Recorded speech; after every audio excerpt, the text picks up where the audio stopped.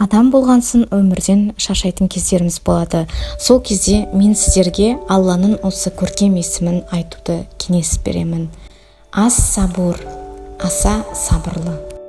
Жолыңыз болмай жүрсе, онда мына есімді айтыңыз. Я уәкил, сенімді қамқоршы.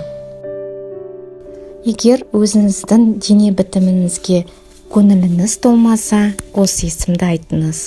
Я муссауир, бейнелеуші, пішін беруші. Емтихан тапсырарда немесе күреске шығарда, қандай да бір істе жеңіске жеткіңіз келсе, я фаттах, ашушы, жеңіс беруші.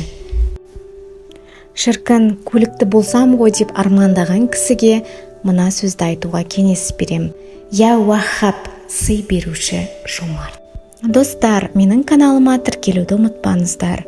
Бұл каналдан сіздер жанға шипа беретін дұғалар мен сүрелерді оқи аласыздар. Алла разы болсын.